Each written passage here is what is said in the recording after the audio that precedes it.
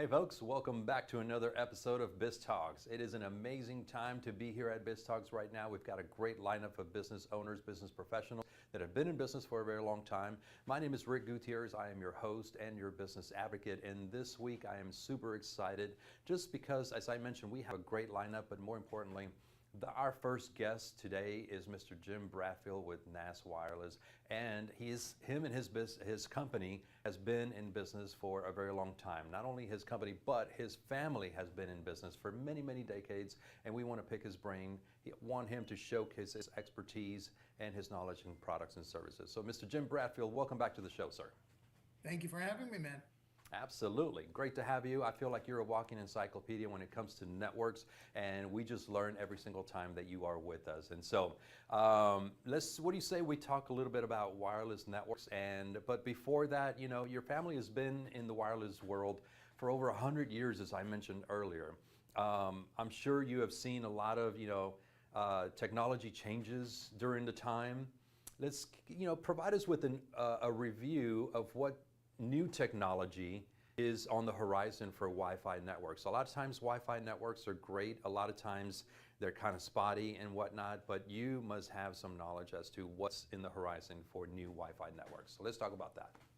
Yeah, we do. So first of all, it's interesting because wireless technology, everybody thinks about a wireless access point they have at home, right? They have this little bitty tiny thing, maybe a bunch of little antennas on it and stuff, and it's like read the thing and turn this on and it's real simple. Well, that may be true at home, but that is not true at all at work. And one of the things that the guys from CommScope, that's Ruckus Wireless kind of guys, wrote is that Wi-Fi has always been seen as black magic specialty in the IT world. The biggest issues are having to do with understanding what's been changed, what's been done, the configuration, how to make it work, how to make it not interfere, how to make it secure, and all those kind of things. And it's a really big deal. In the last 2 years, we've had an enormous bunch of changes that weren't available for forever.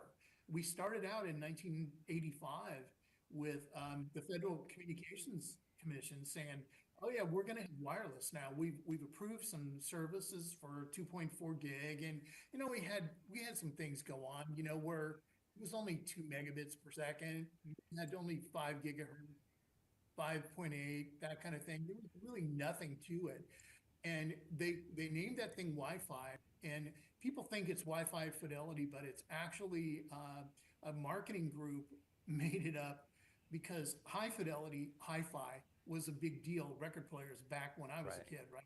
And so they said there was a marketing idea, Wi-Fi would be catchy. Well, there were no standards for anything. So the technology guys had started making a bunch of stuff, and saying, oh, okay, now let's just have things connect. Well, there were no security, there were no rules, there were nothing. So nobody's stuff worked with anybody else's stuff, right? So it was just a jungle. It was like, hunting in the wild.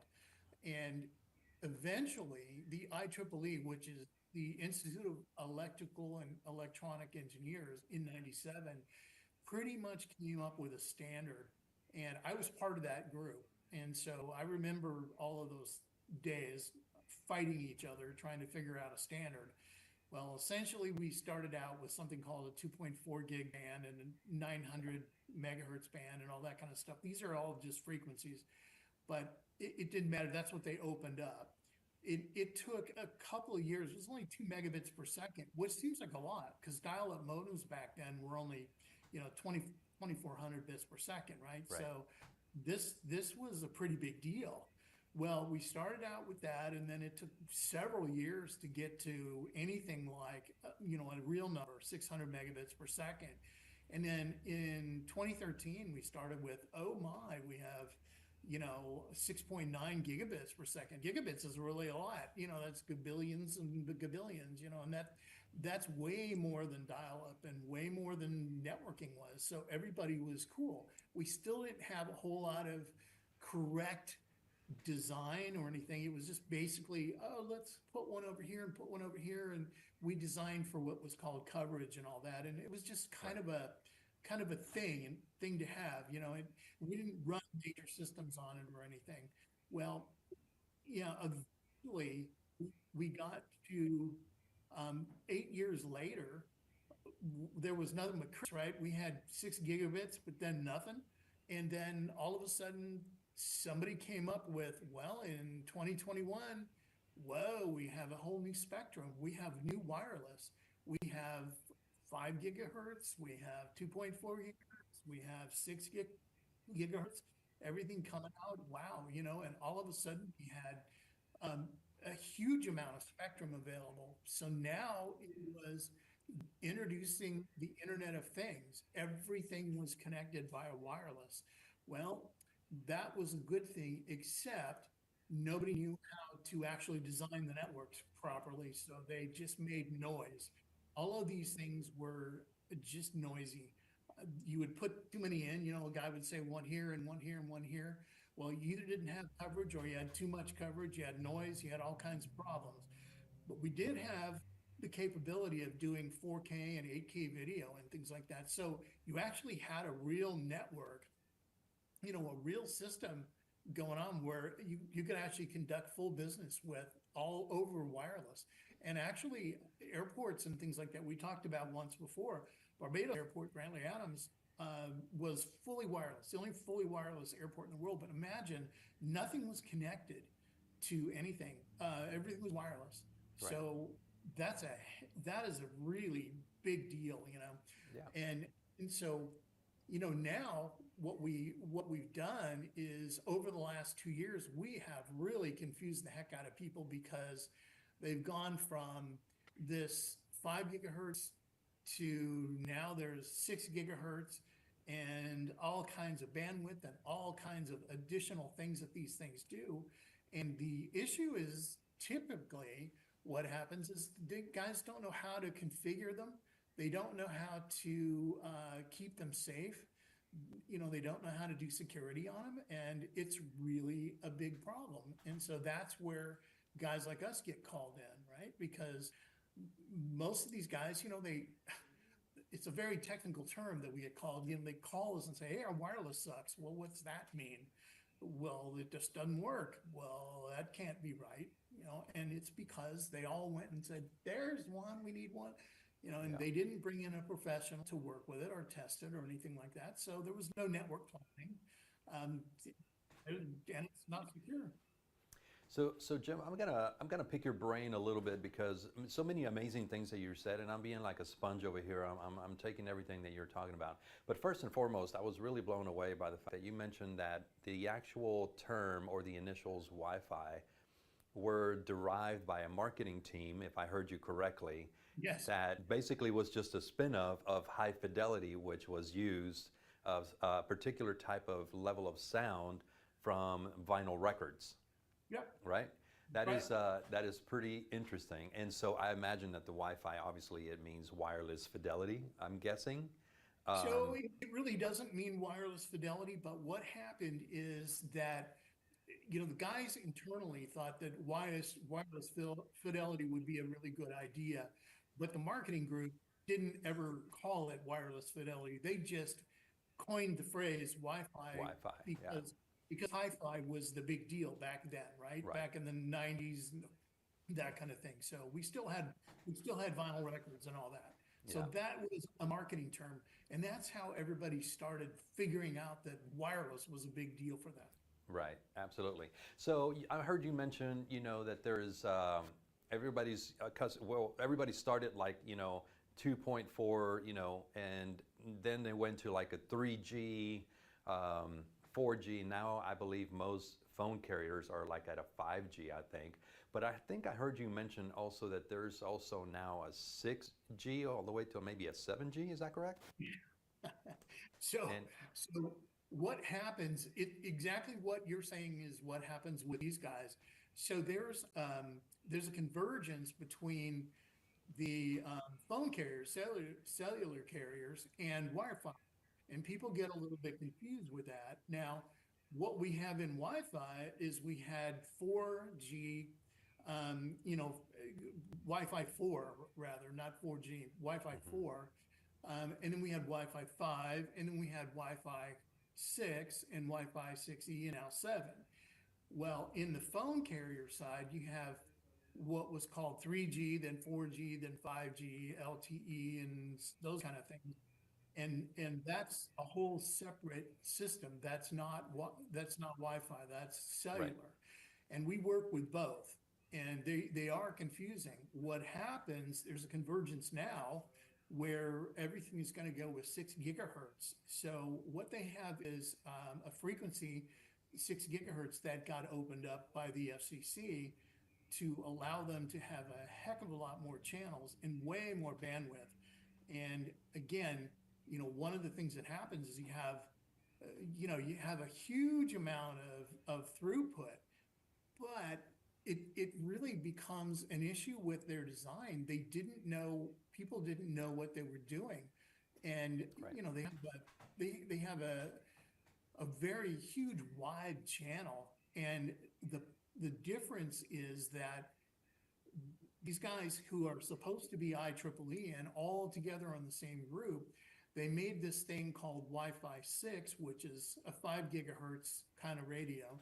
Right. Now Wi-Fi 6E, which is 6 gigahertz radio, which is a whole different spectrum. It doesn't work together with 5 gigahertz unless you set up a special network. And what happens is guys buy all these things and they try to set everything up and it just doesn't work. Right. You can't make it work together. So you have to bring somebody like us in to help them work with the security, with the authentication, and with the design. Otherwise, you just have noise, and it's Yep. just a big noisy mess. Yep, I completely believe that, Jim. I believe that bringing you on board, bringing your company on board is basically what, you know, big businesses need in order to get all those connections done correctly. But as I mentioned at the beginning of the show, Jim, there is so much to talk about here, but unfortunately we only have a certain amount of time on these particular segments. We've come to the end of the segment, but before we go, we want to make sure that we showcase how our viewers, our listeners can get in touch with Jim Bradfield and NAS Wireless, so potentially have a consultation, and so we can, you know, potentially get you some business there. Absolutely. Well, you can get a hold of me at jbjr@naswireless.com. Our website is naswireless.com, and my number is 925-382-0410, and you get a hold of me anytime you want, and I will be there for you. Absolutely. All right, Jim. We appreciate you being on the show. We definitely do look forward to additional upcoming shows where we can continue the conversation. But thank you so much for being here. Appreciate it, man. Thank you. Likewise. All right, folks, we have come to the end of this particular segment. We're going to be right back with another subject matter expert. Stay right there. We'll be right back.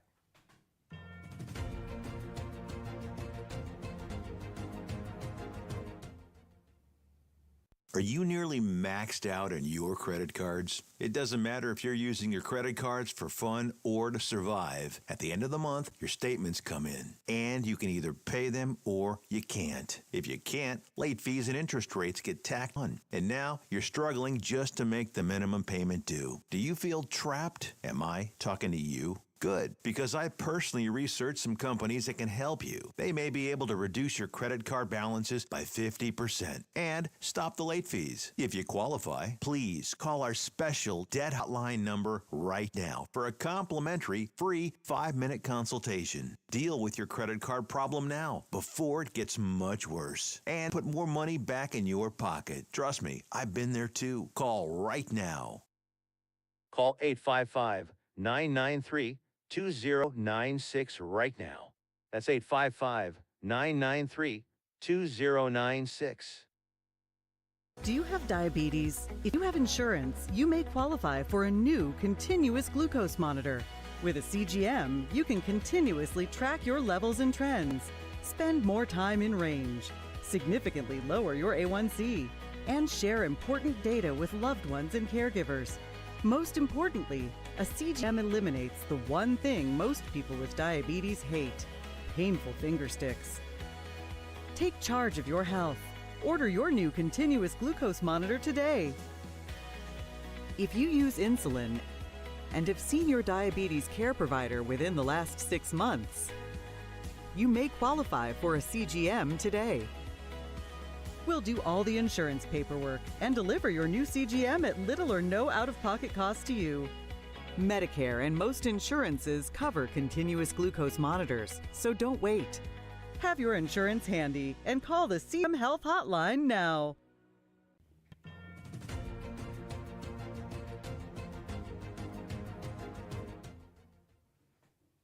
Hey folks, we are back. In case you're just now tuning in, my name is Rick Gutierrez. I'm your host and your business advocate. And when I tell you that I love this show, I get to talk to subject matter experts that not only I get to learn from, but also all of our listeners, all of our viewers get to learn from our experts that come on board.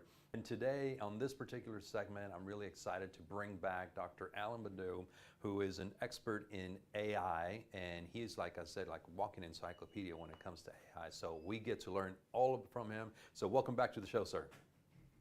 It's great to be here, Rick. Great to see you again. It's always a great conversation. I think we always, like I said earlier, we just learn quite a bit from you. I mean, AI is still relatively new, but it's also made quite a bit of strides, and it's getting, sometimes depending on how you use it, a little bit out of hand. But I think we have a great conversation today in terms of AI and how businesses are leveraging it for process optimization in the business world. So what do you say we have a conversation about that? Yeah, that sounds good. All right, fantastic. So obviously AI has proven to be transformative in streamlining business operations, but how has Harmonic AI, or what is Harmonic AI currently helping businesses optimize their processes for maximum efficiency? Yeah, the important thing, Rick, that we are always looking at, we're taking our personas and we're trying to have them work with humans, work with other AI agents, other tools, technologies that are out there. And the goal is to have them seamlessly fit in the processes that folks are using today. Not have to create anything new, not have to, do, things that are, so transformative and revolutionary that you have to change everything that's happening. But the first thing that we always, ask folks is, what do your processes look like today? How can you improve your processes without AI? And then when you have AI, what are you going to do to improve the processes again? Because the reality is, if your processes stink, then all AI is going to do is accelerate your stinky processes. And it's going to just make things completely worse. So you don't want to do that. Talk about complete transparency.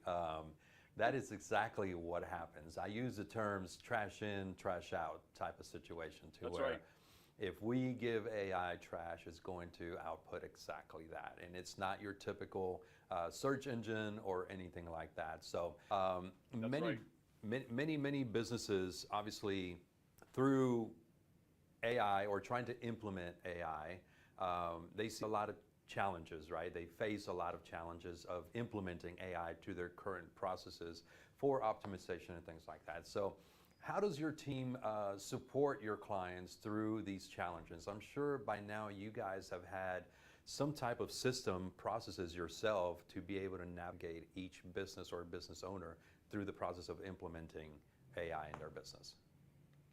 Yeah, the first thing that we try to do is we try to understand, are we trying to optimize a vertical, meaning you want to penetrate more into a certain line of business, or is it a functionality that you want to be able to deploy faster to your users, for example? Or is it something internal that you want to be able to do better internally so that, you can, cut down on your overhead? There's so many different things that are out there. And we walk through, a set of processes that we have to help, one, make sure that our personas are aligned appropriately with what your goals are, what your strategic goals are, and how you want to deploy them. And then two, what's the best roadmap to make sure that as you are integrating them, that they're being used the right way, that they're providing you the right ROI that you had anticipated. And then, at the same time, either your customers are accepting them or your internal employees are accepting them as part of the team. There's a lot of dynamics that go along with that, and it takes time. We always say, I remember learning this very early on in shop class, Rick. You probably heard something very similar, that you always want to measure twice and cut once. Absolutely. With AI, you got to do the same thing, because if you just deploy it after generating and not really digging into every single component of your organization, it's going to be a nightmare, and then you're going to probably have to start over. And so you don't want to do that. So take your time. Spend it up front on the requirements piece, on the gathering of the information about your customers, your users that you're going to need to make sure that when you roll out and integrate AI into your ecosystem, it's going to be as seamless and smooth as possible. Yeah, it's going to be effective, and like you said, it's going to be a smooth transition when we take the time to do our research and get all of the proper information together and all that stuff. Because when they bring you and Harmonic AI on board, you're just going to bill them more because you're having to come up with the information yourself rather than the business owner doing their due diligence prior to that, right? Which I'm sure you don't mind that, but you want to try to help the clients as much as possible. That's right. And usually, for the other consulting work that I do, they usually bring me in after it's been a train wreck. Yeah. And now they're trying to figure out how to fix it. And it usually costs them 3 or 4 times more than if they would have taken the time in the beginning and done it the right way. I was going to say minimum 3 times more than, have done it right the first time. Okay, so let's talk a bit about operational workflow. You guys over at Harmonic AI, you guys provide solutions, right? You're a solution-based organization and bring solutions to businesses. But tell us a little bit about a particular client where you find that there was a success story there that significantly improved that operational workflow by you guys going in there and providing those solutions. Yeah, when we've got different personas that are really being used across a whole bunch of different types of environments, and we've got one that I should be able to announce it pretty soon, but the AI is supporting the user base and their students doing a variety of different things, whether it's helping them make better decisions or look at different scenarios from even an HR perspective, or how you should be interact with your employees and build better dynamics between your teams. That's using AI for different sorts of really augmenting, or using it as a different way to augment a human and what their capabilities are. We've got other personas that have been very successful in doing things like your traditional service desk type activities, or in some cases cybersecurity personas that were looking at patch management and those kind of things, really basic IT functions. But as we have matured and as our personas have gotten smarter, and we're training them, different than anybody else is, quite honestly, where we are giving them their traits as part of their DNA, not a scripting type activity or not a prompting type activity. It's a foundational, training capability that we have built into them.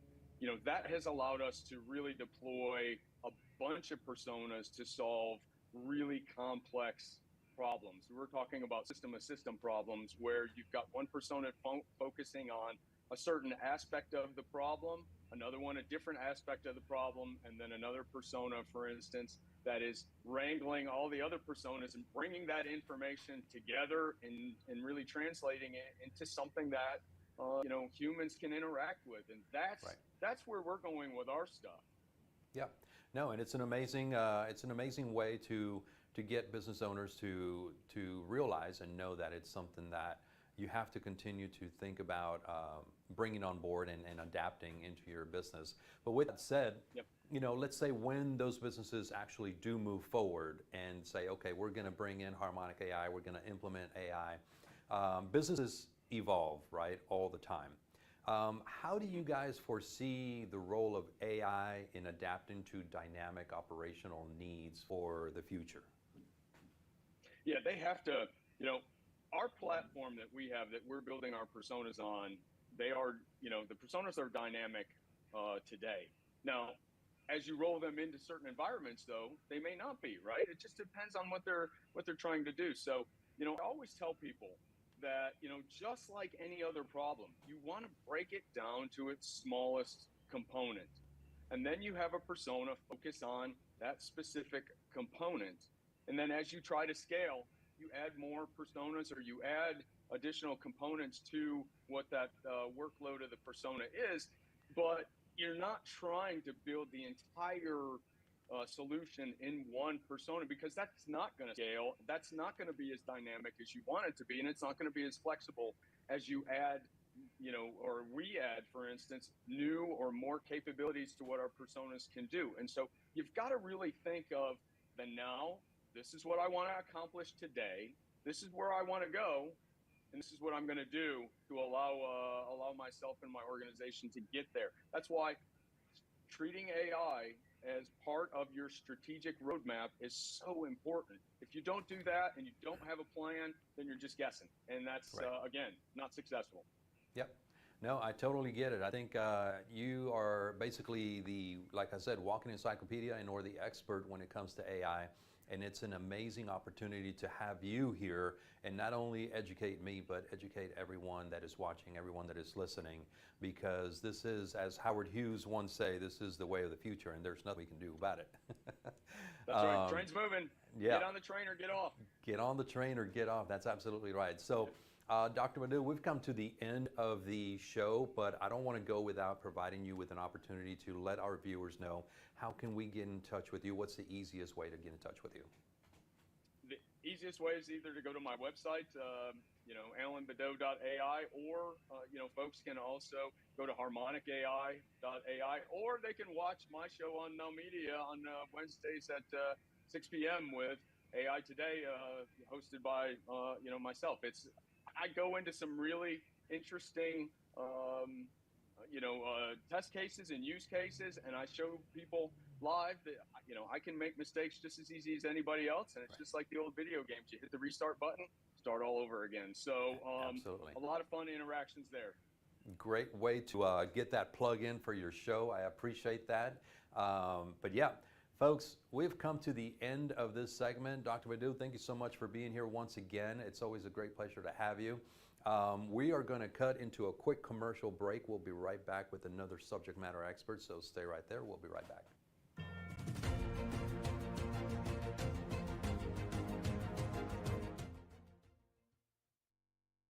If you turned 65 recently like me, it's important you find a Medicare Advantage plan that gives you the coverage you're looking for. But finding one can be difficult.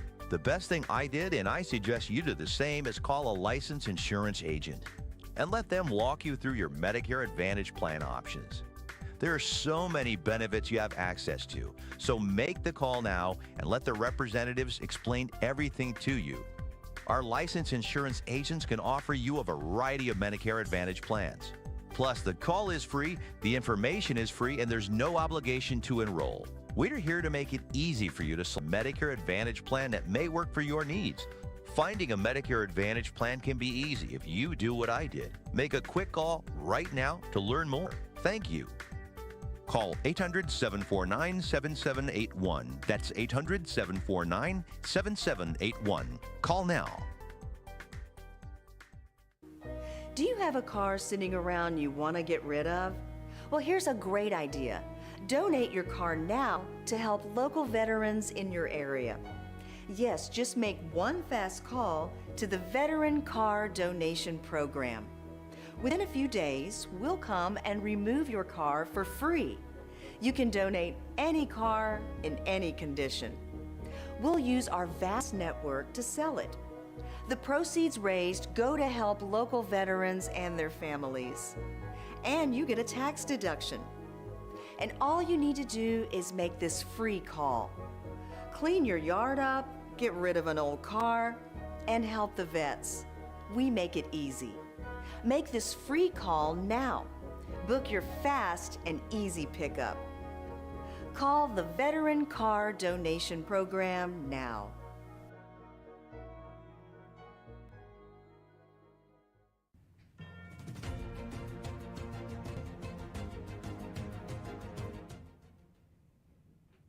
Hey folks, welcome back. In case you are just now tuning in, my name is Rick Gutierrez. I am your host and business advocate. I'm excited to be here.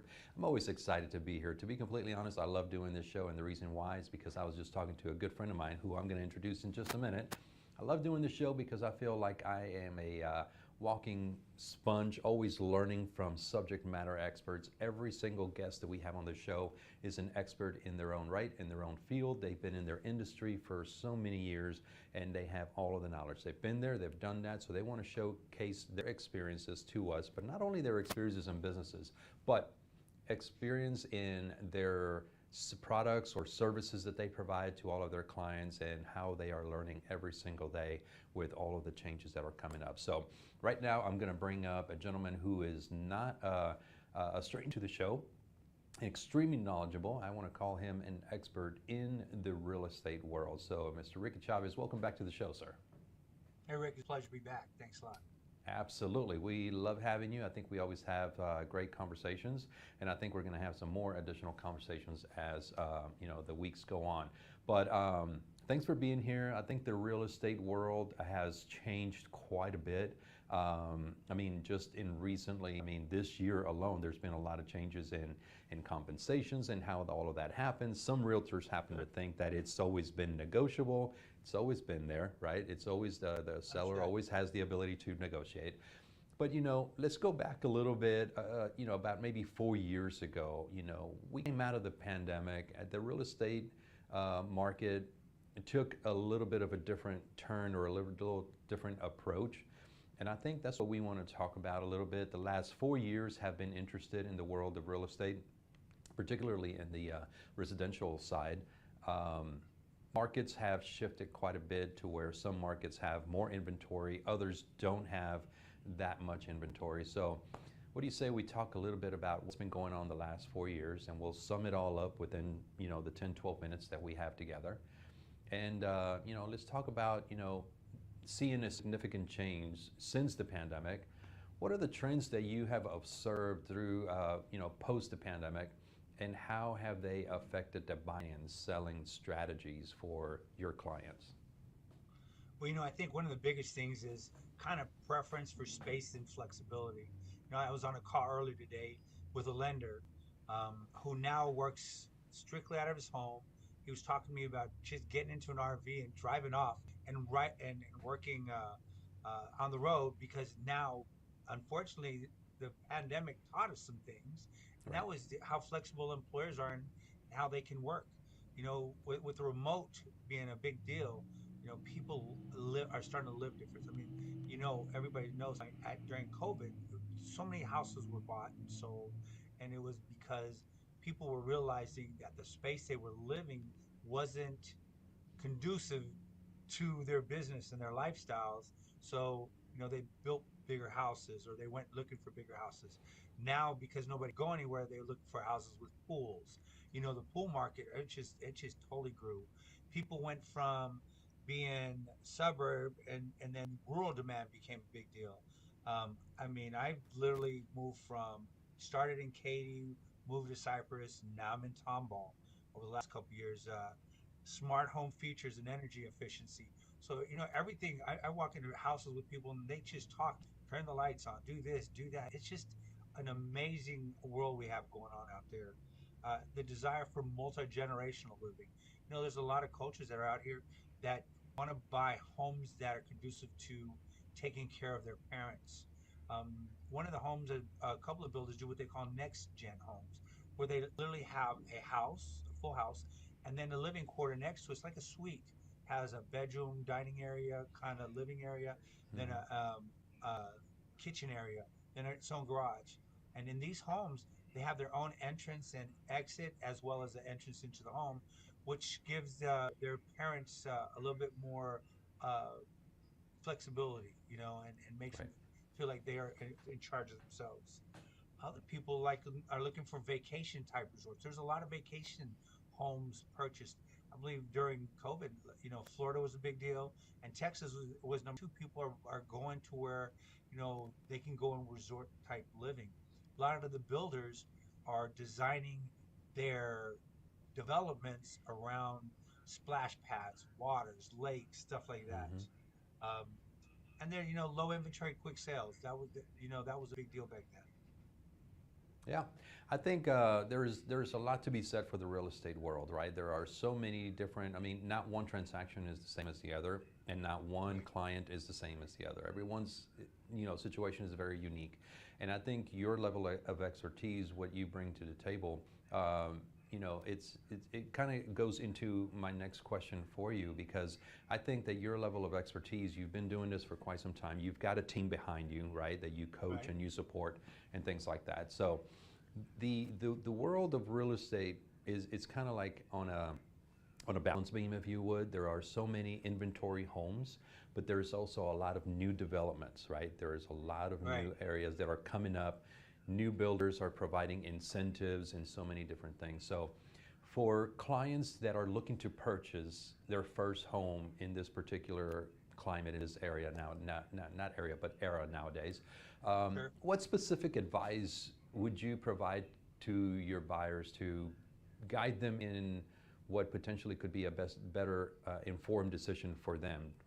Would you still consider in showcasing them, the old traditional type of inventory homes that have been around for 20, 30, 50 years, or do you showcase the new construction? How are you informing them to making them those decisions? Well, I used to be an Army recruiter, and the reason I'm telling you that, one of the things we do now is we determine the needs and interests of the individual that we're talking to. Everybody, like you said earlier in your statement, everybody's different. Everybody's strategies are different. And Hmm. because of this, we had to sit down and talk to them. What do they want to achieve? Why are they buying the home? Where do they want it to be at? And get educated about the area. It's very important to make sure that they're, have financial preparedness, and they select a good realtor, somebody they can trust, somebody they believe in. Whether they're going to buy a resale home or they're going to buy new construction. A lot of people go into new construction without realtors. Um, I would tell them, not just because I'm a realtor, but you do not know what you don't know. So new Hmm. people will go in, and they need to get the benefits of the education of a realtor, who can sit down with the counselor from the home builder and go over all their needs. It's funny, when I first started, I did um, mystery shopping. I don't know if you know what that is, Hmm. but a good friend of mine is a president of one of the builders here. He's like, Ricky, what are you doing? Can you look over some of these videos? And so what I did was, the mystery shoppers went into the new builds and, you know, acted like they were customers and try to, buy a home. And I got the opportunity to see how each of the builders perform their business. And a Right. couple of builders are just amazing. They'll sit down, they'll make sure that their location of their community is where it needs to be for that person. People don't think about it. They see a house, they love it, it's great, but they don't think about the 45-minute drive back and forth and how that's going to take a toll on them, or Yeah. what's around there and what's good for the kids and what the kids do or don't need. So these are things that realtors will help the new first-time home buyers really do. They got Right. to define their priorities. What's the most important thing to them? Um, and they got to understand that just because you qualify for $400,000 doesn't mean you need to go buy you a $400,000 home, because Correct. that sticker shot will get you. Absolutely. Yeah, every single time. And your statement that you made a little bit earlier about you don't know what you don't know. I mean, Yes. just like every single buyer, every single seller, they all have unique situations, different strategies. The same thing for every single new construction builder. They all have Yes. different incentives, different things that they're providing. Some allow you to use their incentives to, custom design your home, flooring, cabinets, and things like that. Others allow you to use those incentives towards closing costs. Some allow you to do both. So it just really depends. And so I think having the right realtor by your side, like Mr. Ricky Chavez, or someone on his team, is going to definitely put you on the right track, and their fiduciary responsibility is to you, the client. So why not Right. get in touch with them and allow them to help you? Because, correct me if I'm wrong, Ricky, but to your buyers, your services, your team services to the buyers is complimentary because the seller or the builder is actually paying for your services, right? Okay, so that's a beautiful question, because since August, in August, it made a difference of whether sellers are buying or not. That's the reason why I asked the question. There's a good chance that the sellers will pay, but Right. you have to ask that question, right? Right. But the big thing is, you know, our responsibility. I think we talked about this in our last interview. Um, don't chase money. Take care of people. Right. That's the way. That's my philosophy. That's the way my team runs, and our big thing is to help them because a new person never having bought a house before does not know all the questions to ask. Right. And it's not just basic questions. There's a little push the limit questions that they may not realize they can ask, and they won't know it. And it's not like they're gonna. The home counselors work for the builder. They're not going to do anything sneaky. It's not what I'm saying, but they work for the builder. Right. So they provide the information that you request. And if I'm sitting with one of my clients in front of a new builder or a new home counselor, I'll ask the questions that maybe they didn't think about, and they will always be forthright without a doubt. Right. But they won't answer. They're not going to volunteer things that, you know, they don't know what you need to know either, because, you know, it may be whether or not a train's coming by because there's a train track outside. You know, does the whistle go on and off at a certain time? Is there any problem with that? There's just so many things that realtors that have sold houses have experienced that, and they know to ask. Yep. The other thing to think about too is that there is a lot of acronyms when it comes to the purchase of a home or the sale of a home. There's a lot of acronyms, and what we were mentioning earlier about you don't know what you don't know is that if you could potentially end up signing something that you may not even know that you are signing, and just because we don't know that, but having that realtor there, they're going to explain all of that to you. I mean, Ricky, I was able to see in tour actually this weekend, two different developers, two different builders where, you know, it was just because of the changes in real estate and compensation and all that, I was able to extract from the sales agents from those builders. What does that look like for the realtors? Are they still doing the typical 3%, or is it 2, or is it what? Believe it or not, these builders are still paying the 3% plus some bonuses, BTSAs, depending if they sell an inventory home or things like that. So I think there's something there with builders, new construction for new home buyers and real estate agents as well. No, that's 100% true. But there's so many builders in Houston. Each of them are different. Each of them have their different priorities. I will also say this. Another thing that a lot of people don't know, and I was talking to one of my clients earlier today, is, I mean, this is towards the end of the year. So towards the end of the month, that's a good day to go in and see them. Towards the end of the quarter, and then towards the end of the year.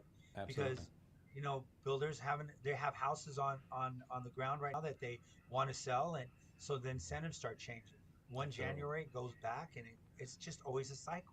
Yep. But these are just common things that we've known because we've been doing it, that they don't get to know. And, you know, so people go when they get the itch, right? Not maybe necessarily when they need to, but just when they get the itch. So That's we right. go with them, and it's good to have somebody go with you for sure. Absolutely. Well, it's been an interesting conversation, Ricky. I know that this conversation can go on for much longer, but we're actually come to the end of the segment.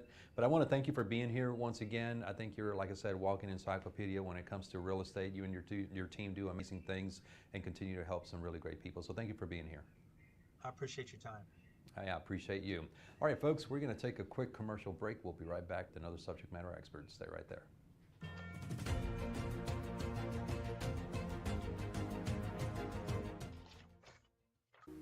Do you have a car sitting around you want to get rid of? Well, here's a great idea. Donate your car now to help local veterans in your area. Yes, just make one fast call to the Veteran Car Donation Program. Within a few days, we'll come and remove your car for free. You can donate any car in any condition. We'll use our vast network to sell it. The proceeds raised go to help local veterans and their families. And you get a tax deduction. And all you need to do is make this free call. Clean your yard up, get rid of an old car, and help the vets. We make it easy. Make this free call now.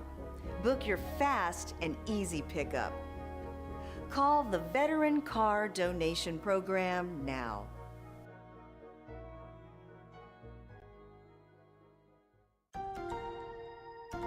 If you're on supplemental oxygen, heavy and awkward tanks can be a burden. Now you can leave home and leave the tanks behind with Inogen, portable oxygen therapy that moves with you. With my Inogen, now I'm able to do the things that I've always loved. I just press the button here, and there's my oxygen. Inogen systems are so small and light, you're free to leave the house without the hassles of an oxygen tank. I could play golf again. I could go grocery shopping. I'm free again.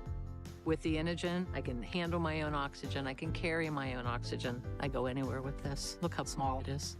And right now, you can try an Inogen portable oxygen system for 30 days risk-free. Call us right now. If you qualify, we'll send you an Inogen system to use for 30 days risk-free. Your insurance may even cover your new Inogen system. If you're on oxygen, you need to be using an Inogen. Call 800-367-1753. That's 800-367-1753.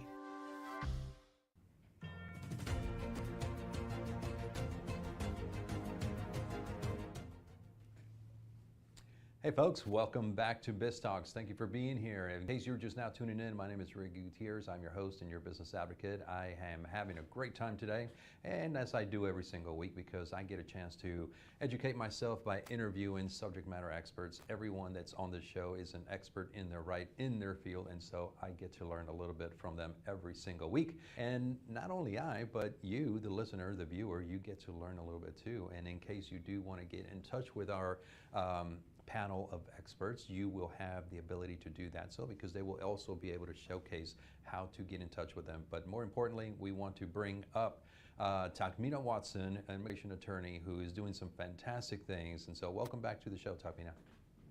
Thank you so much, Rick. I'm so honored to be here. It is, the honor is all mine. It feels like I'm talking to a celebrity in a recording studio, like you're getting to record your latest album.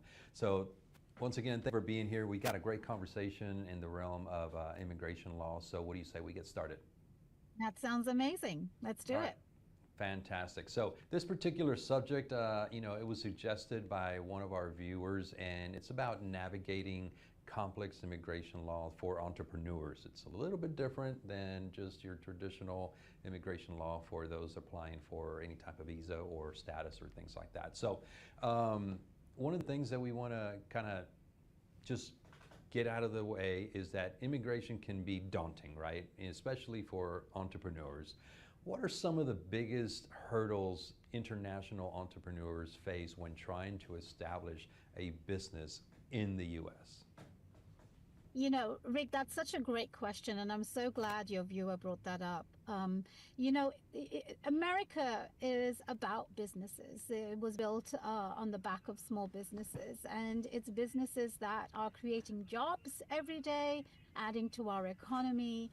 And, these businesses are often created by immigrants or first-generation immigrants, meaning they have parents who are immigrants and they moved to the United States. So immigration and entrepreneurship really are topics that go hand in hand in many different ways. But there are two ways of potentially maybe thinking about it. The entrepreneur or wannabe entrepreneur who is in the United States at the moment, or somebody who currently has a thriving business outside the United States and wants to expand into the United States. There are many reasons why somebody would want their business in the United States.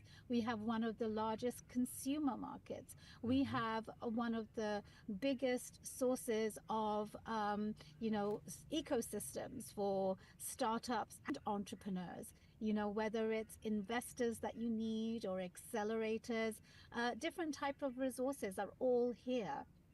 But one of the biggest attractions really is the consumer market and the ecosystem. So when people are trying to move here, there are so many things to navigate. It's not just immigration. It's how do you open a business? What kind of structure are you going to have? Do you indeed have a business outside the country, or are you starting from scratch inside the United States? Are you coming into the United States and then starting the business, or are you changing your status? So, Rick, you're really, right about the complexity that immigration is. And there's no one answer fits all. It's really tailored to what the situation is for each client. Absolutely, and each client is very unique. Not every situation is the same, and I think that's the reason how you're able to help each client because of your attention to detail. And being an attorney, you have to have that attention to detail. But I think from what I've known and from what my own research, you go beyond just attention to detail. You actually dive in to learn that particular case as if it was your own, right? So, Totally. I mean, one of the things that I take to heart is that if I don't know that client's case well, if I don't understand their business well, there's no way I can really represent them and present their story to the United States Citizenship and Immigration Services. Every case is a story. You and I absolutely. are a story. And the stories have to be told in a way that the government understands Hmm. why their business is unique, why that particular entrepreneur needs to be in the United States. And if that story, together with the paperwork, doesn't match, the case inevitably will fail. Yeah, I believe so. And like you said, every case is a story, and every case is such story that I believe a book can be written out of every single case. That's how unique every case is. I mean, I don't know if you know this or not, but you are well known, particularly when it comes to startups and international investors. So let's have you share your approach in helping these clients navigate the U.S. immigration policies, achieve their businesses and goals. Totally. Well, thank you so much, Rick. I'm so honored you mentioned that. I have been working with startups since I've been practicing immigration law, and I started practicing in 2006. So it's been a few years. And you mentioned, people could write books. I have indeed written several books on immigration, particularly on startups. I have an entire startup visa series. One is a policy book, and the second one is a visa guidebook. And the reason I'm sitting in this studio in my home is that I have a podcast also, which is called the Startup Visa Podcast. In fact, it's one of two podcasts, but the Startup Visa is a series of books, writings, teachings, as well as the podcast. So anybody listening to us right now, listening to Rick and I would encourage you to go find the podcast on Apple or Spotify, and it's called the Startup Visa. The latest season is ongoing. There are several episodes already out. But why is this important? The Visa Guide book came out because there was a necessity to explain to people one visa is not the same for everybody. And it depends on have you received funds. Now, one of the things I will mention, Rick, is a lot of people dream of having a startup visa, a visa for their startup right now. And often the startup is raising money from angel investors or VC funds, venture capital funds, or often they are getting into accelerators. When it comes to that type of approach, it's very important that your lawyer understands the nuances of immigration as it stands for entrepreneurs. There are many immigration lawyers in this country, but not everybody deals with startups. And there is a strategy to every case that I deal with. So just for example, Rick, you may know that the economy is suffering in many ways, and a lot of people are being laid off. Now, Hmm. when you are on a visa and you have been laid off, suddenly you are facing the real imminent choice of leaving the country or figuring out how to stay Right. here. So, a lot of our latest clients are actually starting their own companies. Whether they are buying a franchise, and your previous speaker was it was in real estate. People are buying businesses, and how do you get a visa for that business that you've just purchased? That is often a solution. Or people who had started a startup in their basement, just like the Google founders did or the Facebook founders did Right. in their dorm or their basement. And now with their layoffs, they are figuring out, how do I actually work for this company that I've dreamed of all my life? And so that's how I'm helping people with their H-1Bs, their L visas, their O visas, the International Entrepreneur Parole program. And I really do recommend people read my book. because it's easy to understand where you fit and why non-immigrant visas as well as immigrant visas play into these stories of how you navigate from ideation of your startup all the way to exiting. Yeah, absolutely. So, Tagmina, my next question is a little tricky and maybe a little bit of a challenge. Not for you, but just based on what things that are coming in.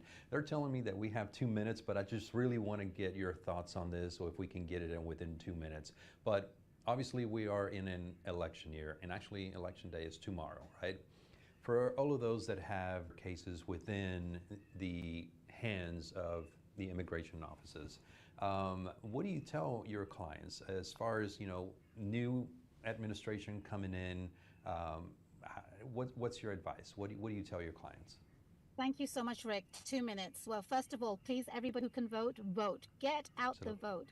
Second, I was in Las Vegas just last week with the Vice President Harris at her rally. It was a truly electric moment where Manya and Jennifer Lopez were on stage, and I was on stage with them. It's so important that if you have an immigration case, you file it now. You do not wait. If you've been a green card holder for 10 plus years or whatever your timeline is, do not delay in applying for citizenship. If you are applying for a green card because you've been on a work permit of some sort, please apply for your green card now. If you have any type of immigration case, file it now, do not delay. Now, if your case is pending, work closely with your immigration lawyer to see which way things will unfold, because how cases will be treated will absolutely differ depending on who wins tomorrow. Absolutely. Well, thank you for sharing that. I mean, I think the idea here is that if you have not done so yet, file it now. I mean, right now is better time than any to get that done. And so, Tagmina, before we go, I mean, our audience, our viewers are going to want to get in touch with you. How do they get in touch with you? Let us know. Thank you so much. Well, you can first find me on LinkedIn, Tahmina, Tahmina, last name Watson. You can find me on LinkedIn, but you can find me at my law firm, which is Watson Immigration Law, and the website is www.watsonimmigrationlaw.com, and you can buy my book, Startup Visa, which is a visa guide for startups and founders, on Amazon, Barnes & Noble, or anywhere you get your books. And please tune into the podcast, The Startup Visa. You will get a lot of information and value for what you need to do next for your own business. All right, Tahmina, thank you so much for being here. We definitely do appreciate you. The conversations are always great, and I look forward to having additional conversations in upcoming segments. Thank you so much. Thank you. All right, folks, we have come to the end of the show, and what an amazing show. I'm telling you, every single week I have a great time being on the show and having the opportunity to showcase our experts, not only their expertise, but their services, their products as well. But it's a great time to get in touch with every single one of our experts so that they can provide you with additional services or products, because they are the experts. Why do it ourselves when we can go with the experts? So thank you so much for tuning in. Again, my name is Rick Gutierrez. I am your host and your business advocate. And until next time, take care of each other. This has been a NowMedia Networks feature presentation. All rights reserved.